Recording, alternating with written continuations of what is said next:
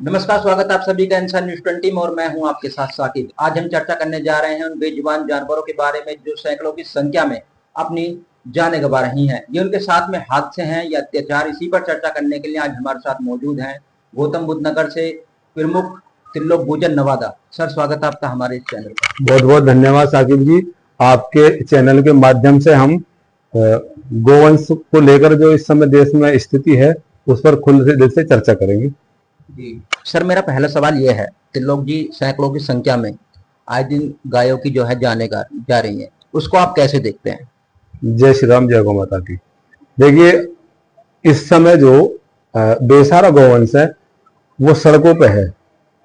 सरकार के द्वारा गौशाला की उपलब्धता है, लेकिन उनके अंदर वो उतना उचित स्थान, वो उचित उपचार नहीं है जो गोवंशों को मिलना चाहिए। हमारा दनकौर है गौतम बुद्ध नगर, हमारा दनकौर कस्बा है, गौतम बुद्ध नगर जिला है। जिले में हमारी मांग भी रही है, लेकिन जिले में एक उच्च स्तर की गोवंशों के लिए कोई हॉस्पिटल की सुविधा नहीं है, जिसमें गोवंशों का एक्सरे है, अल्ट्रासाउंड है, सर्जरी है, उसकी व्यवस्था नहीं है। और किसान भी बहुत परेशान है गोवंशों को लेकर, क्योंकि आबादी उसके हिसाब से गोवंशों की संख्या बहुत ज्यादा है। और दिन प्रतिदिन अभी तक भी हम और हमारे जो गोरक्षक साथी भाई है 2 सेवा कर चुके हैं। अच्छा, मतलब ये गायों के साथ में अत्याचार है या दुर्घटनाएं, इस पर आप क्या कहना चाहेंगे? देखिए, इसके लिए सबसे ज्यादा तो दोष युक्त हम ही हैं, हिंदू ही।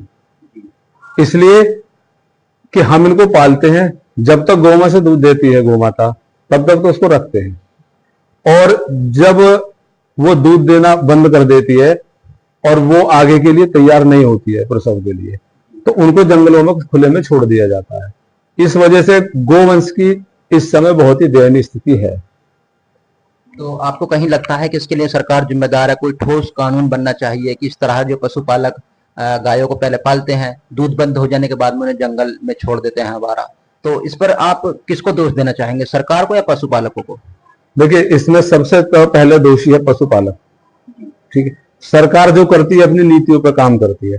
इस समय पूरे देश में हमारे शंकराचार्य जी भी और जितने भी हिंदुवादी संगठन है जो काम कर रहे हैं, सबकी मांग है कि गौ माता को राष्ट्रमाता घोषित कर दिया जाए। अभी हमारे माननीय मुख्यमंत्री जी योगी आदित्यनाथ जी ने बोला था कि गोवंश तो हमारी माता है, इसमें मानने की ही क्या बात है और इन्हें दर्जा देने की क्या बात है। देखिए, गौ माता हमारी आस्था का, सबका प्रतीक है। इस बात से मैं उनकी से सहमत हूं, लेकिन देश में जो संवैधानिक अधिकार हर किसी का है, चाहे वो कोई आदमी है, चाहे कोई वो जानवर है। जिस तरीका से शेर को बंगाल टाइगर के नाम से राष्ट्रीय जानवर घोषित है, मोर राष्ट्रीय पक्षी घोषित है, तो इसी तरीका से गौ माता को राष्ट्रमाता घोषित करने के बाद में एक जो उसका संवैधानिक अधिकार है, जो उस पर अत्याचार है, जो खुले में डोल रही है सड़कों पर, उस पर तो उससे जरूर निजात मिलेगी। और हम अब भी मांग करेंगे देश के मुख्यमंत्री जी से भी, प्रदेश के और देश के प्रधानमंत्री जी से भी, कि राज्य माता, राष्ट्रमाता का दर्जा गौ माता को दिया जाए। लेकिन अच्छा, जिस तरह से मुल्ला और मौलवी गाय को राष्ट्रीय माता घोषित करने के लिए प्रयास कर रहे हैं, तो उस पर आप क्या देखते हैं कि राजनीति से जोड़ते हैं वो लोग या वास्तव में ही जमीनी स्तर पर घोषित करवाना चाहते हैं, इसको क्या कैसे देखते हैं आप? देखिए, ये जो इस समय मुल्ला और मौलवी जो कह रहे हैं, और अब देवबंदी है, सभी ने आह्वान किया कि ईद पर हमने देखा गौ माता को राष्ट्रमाता घोषित कर दिया जाए। अब मुस्लिम समुदाय ने जो गेंद है वो भाजपा के पाले में डाल दी है। अगर भाई आप लोग मुसलमानों पर आरोप लगाते हैं, अगर भाई गोकशी करते हैं, लेकिन मेरी एक बात और है, जितने भी मुल्ला है, मौलवी है या जो भी है आपके धर्मगुरु, वो अपने धर्म के लोगों को समझाएं, जो युवा पीढ़ी है या कोई भी है। अगर भाई गौ माता हिंदुओं की आस्था का प्रतीक है, आप लोग कहीं भी गोकशी या गो तस्करी ना करें। जो दिखाया जा रहा है प्रदर्शनों में, उसको धरातल पर अमल में लाया जाए अपने समुदाय के बीच में। मेरी यही मांग रहेगी। और ये बात आपकी बिल्कुल सिद्ध है कि राजनीतिकरण है। राजनीतिकरण यूं है कि विपक्ष तो कुछ कह नहीं सकता। अब जो समुदाय जिस पे आरोप लग रहा है वो समुदाय कह रहा है, तो उन्होंने तो पार्लियामेंट गेम डाल दी। इसी के साथ साथ जिस बात को मैंने आपसे पहले भी कहा है कि वो जो उनकी मदरसों में नमाज अदा होने पर सबको इस बात से प्रेरित किया जाए कि भाई गोवंश का कहीं भी गोकशी और गो तस्करी में मुस्लिम समुदाय के लोग ना मिले, और अगर ऐसा करते हैं तो आपका समुदाय उनका कितना बहिष्कार करता है। हम अगर आप लोग हम मांग कर रहे हैं, आप लोग हमारी बात को नहीं मान रहे, तो समुदाय अगर आप इस काम का करोगे तो हम आपको आर्थिक सामाजिक कोई बहिष्कार करेंगे। अच्छा, पिछले 9 सालों से उत्तर प्रदेश में अगर हम कहें तो मुस्लिम समुदाय के लोग कहते हैं हिंदूवादी सरकार है, और केंद्र में भी मोदी जी बैठे हुए हैं। फिर कहाँ कमी रह जा रही है कि गाय को माता जो हमारे यहाँ पर घोषित नहीं किया जा रहा, मतलब इतना बड़ा हिंदुओं का देश होने के बाद में, और एक माता का दर्जा है उस पर, उसे क्यों घोषित करने में मतलब कहाँ अड़चन आ रही है? देखिए, जब केंद्र में भाजपा सरकार आई तो भाजपा सरकार 2 मुद्दे लेकर आई थी, राम मंदिर का और गौ माता को राष्ट्रमाता घोषित करने का। देश में गोकशी की घटना नहीं होगी। सुप्रीम कोर्ट के द्वारा मंदिर का जो मामला वो खत्म हो चुका है। अब आता है गौ माता को राष्ट्रमाता घोषित करने का। भाजपा के ही 3 बड़े पदाधिकारी हैं, 2 प्रदेश के मुख्यमंत्री हैं। अभी शुभेंदु अधिकारी जी बंगाल के मुख्यमंत्री बने। उनका बयान है कि भाई 14 साल के बाद में गोवंश को आप काट सकते हैं। ऐसा कैसे हो सकता है? अगर हम जिस चीज को मां मानते हैं, गौ माता हमारे वेद शास्त्र धर्म में बड़ी पूजनीय है और आस्था का प्रतीक है, तो क्या एक माँ बाप की उम्र ऐसी हो जाती है कि उसमें उसको काट दिया जाए? बिल्कुल सही बात है। अगर माँ है और उसको कह रहे हैं कि 14 साल की उम्र में, 8 साल की उम्र में, उसके बाद में क्या उसका माँ का दर्जा हट जाएगा क्या? मैं यही बात तो आपसे बोल रहा हूँ। अगर एक समय के बाद में कोई माँ का दर्जा थोड़ी हट जाएगा। माँ तो आजीवन जब तक है माँ है। अब आ जाओ हेमंत बिश्व शर्मा जी, आसाम के मुख्यमंत्री, वो बोल रहे हैं अगर भाई गोवंश के आप जो मीट है उसे खुले में न खा के घर में खाओ। ऐसा क्यों? वो भी भाजपा के ही है। ऐसा दोहरा चरित्र क्यों? इस देश की जनता, इस देश का जो हिंदूवादी विचारधारा के लोग हैं वो बहुत आस्था के प्रतीक से देखते हैं। एक उनके एंकर है, वो कहते हैं कि भाई आप वो गाय नहीं, वो मिथुन गाय होती है। हम एक बात मानते हैं, आप कुछ भी नहीं, आप जो हमारे देश की देसी गाय है आप उसको राष्ट्रमाता घोषित कीजिए। हमने कहते हैं कि जो बाहर की विदेशी नस्ल आई है आप उन्हें घोषित करें या ना करें, लेकिन जो हमारे देश की मूल गौ माता है आप उसको राष्ट्रमाता का दर्जा दें। ये मांग है और ये मांग रहेगी भी। अच्छा, आपने अभी कहा कि गाय का जो मीट है उसको आप खुले में ना खा के अंदर खाइए, लेकिन वो तो खाना वही हुआ ना फिर।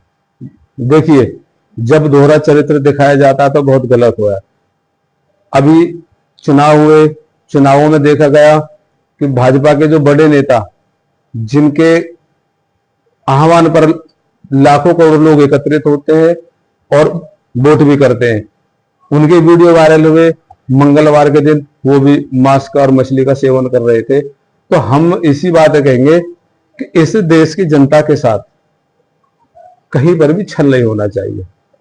आई बात गौ माता की, गौ माता की रक्षा के लिए जो सनातनी हिंदू है, भाजपा सरकार राष्ट्रमाता घोषित नहीं करेगी, कोई बात नहीं है, लेकिन इनके ऊपर ये जो एक कलंक ही रहेगा कि भाजपा सरकार रही, हमारी सरकार है, हमारी सरकार में गोवंश भटक रहा है, गोवंश की हत्या हो रही है, राष्ट्रमाता का दर्जा नहीं दिया जा रहा।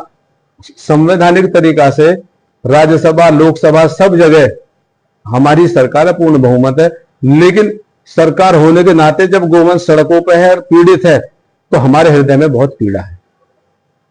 अच्छा, आपको लगता है कि 2027 में अब चुनाव आने वाला है उत्तर प्रदेश में, तो गाय के नाम पर वोट ली जाएंगी?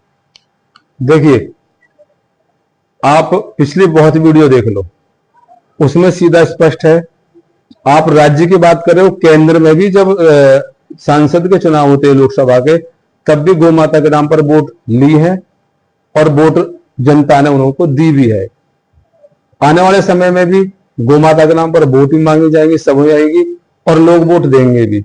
लेकिन वोट देने के साथ साथ हम पुनः ये निवेदन करते हैं प्रदेश के मुख्यमंत्री माननीय योगी आदित्यनाथ जी से कि आप इस समय सत्ताधारी पार्टी में जितना आपका प्रभाव है, और आप एक योगी पुरुष हैं और एक गोरखनाथ पीठ के पीठाधीश हैं, तो हम पुनः आपसे निवेदन करेंगे कि जनता की भावनाओं को देखते हुए आप इसमें अग्रणी भूमिका निभाकर गौ माता को राष्ट्र माता का दर्जा दिलाने का काम करें। अच्छा, हमारे गौतम बुद्ध नगर में कितनी गौशालाएं हैं? आप गए होंगे वहां, जमीनी स्तर पर क्या स्थिति है, कैसे गौ माता की वहां खिदमत की जाती है? मैंने सुना है कि मतलब खाना भी नहीं दिया जाता, उनका उपचार अच्छा नहीं हो पाता, उस पर आप क्या कहना चाहेंगे? देखिए, सरकार के द्वारा कुछ मानकों के द्वारा गौशालाओं को अनुदान दिया जाता है। हमारे गौतम बुद्ध नगर में 8-10 गौशाला है। कई गौशाला ऐसी हैं जिनकी स्थिति बहुत ही दयनीय है, जो सरकार सुरक्षा सुविधा मुहैया करा रही है, लेकिन वो जमीनी स्तर पर नहीं है। सबसे बड़ी बात यह है, अगर कोई भी उन गौशालाओं का निरीक्षण करने जाता है तो उनको एंट्री नहीं दी जाती। कुछ ही संगठन या कुछ चंद लोग हैं जो उनके अंदर पहुंच पाते हैं। ये बिल्कुल सत्य है। कई बड़े प्रकरण हुए, अब गोवंश गौशाला है, गोवंशों के बराबर में गोवंशों को डाल दिया जाता है खुले में। खंडेड़ा का प्रकरण बहुत ज्यादा मशहूर हुआ था, और एक गौशाला और भी ही वहां जहांगीरपुर में, वहां भी बहुत वो हुआ था। तो जो सरकार के अनुदान के अनुरूप अगर गौशालाओं को जो मिल रहा है तो उसके अनुसार उनको काम करना चाहिए। एक हमारे ही कस्बा धनकौर में गौशाला है, हम लोग यहाँ पे भी बहुत अच्छी सुविधा से वहां पे भी काम हो रहा है। तो हम गौशाला संचालकों से भी ये अपील करेंगे कि जो आपको अनुदान मिल रहा है, चाहे सरकार दे रही है, ट्रस्ट दे रही है, तो आप गौ माता के नाम पर ले रहे हैं तो उसके लिए काम करें। और गोवंश के लिए एक मांग हम दोबारा करेंगे। हमारे यहाँ पर 3 प्राधिकरण है, नोएडा, ग्रेटर नोएडा और यमुना। तीनों प्राधिकरणों में एक भी कोई ऐसी बड़ी हॉस्पिटल नहीं है। हम उसकी मांग करते हैं कि जिसमें गोवंशों का हड्डी टूटने पर फ्रैक्चर हो जाता है या कोई वो हो जाती है, तो उनके लिए सुविधा हो, एक्सरे की, अल्ट्रासाउंड की, सर्जरी की, जो बड़े ऑपरेशन होते हैं उनकी। अगर कोई गोवंश ज्यादा दिक्कत में हो जाता है तो हम लोगों को बहुत परेशानी होती है, या तो हम उनको मथुरा पहुंचाते हैं या हम उनको हरियाणा पहुंचाते हैं। तो हमारी ये भी आपके चैनल के माध्यम से मांग रहेगी कि हमारे जिले में एक अच्छी सुविधाजनक हॉस्पिटल होनी चाहिए। अच्छा, मुझे लगता है कि कहीं ना कहीं गौ माता जैसे पशुपालक पालते हैं वो आगे के लिए गर्भपात नहीं करते, तो कैसी टेक्नोलॉजी यहाँ पर, या तो कोई बड़ा अस्पताल खुलना चाहिए ताकि जहाँ पर उनका उपचार हो सके, और इस तरह की टेक्नोलॉजी से जो मतलब अगर आगे के लिए वो गर्भपात रहेंगे तो फिर किसान लोग हैं तो नहीं छोड़ेंगे, तो उसकी मांग करते हैं। देखिए, हम आपके चैनल के माध्यम से हम कह रहे हैं, जिस किसी भाई के पास गौ माता है और वो आगे के लिए नहीं गर्भाधान नहीं कर पा रही है, तो उसका जो इलाज है वो गौ माता को अपने घर पर रखे। उसका पूर्ण इलाज हम या हमारी टीम करेगी, लेकिन उसको वो खुले में ना छोड़े, क्योंकि जब वो आगे को गर्भधान नहीं कर पाती है तो जो पशुपालक होता है वो उसको जंगल में छोड़ देता है। जंगल में जाने के बाद में उनकी बड़ी दयनीय स्थिति हो जाती है। तो आपके चैनल से मैं पुनः आश्वस्त करवा रहा हूं, अगर ऐसी किसी भी पशुपालक को कोई परेशानी है तो वो हमसे संपर्क करे। उसके गर्भाधारण तक जितना भी इलाज होगा उसको हमारी टीम, हमारा संगठन उठाएगा। एक मेरा छोटा सा सवाल रहेगा, उम्मीद है थोड़ा सा आप होगा। गौ माता अपने देश हिंदुओं का, लेकिन फिर भी सड़कों पर गाय पिन्नियां चाप रही हैं। आप नगरों में जाएंगे तो वहां देख सकते हैं, अगर आप हाईवे पर जाएंगे तो वहां उनके साथ में हादसे हो रहे हैं। क्यों ऐसा क्यों हो रहा है इस देश के? इसके लिए दो ही जिम्मेदार हैं। प्रथम तो पशुपालक।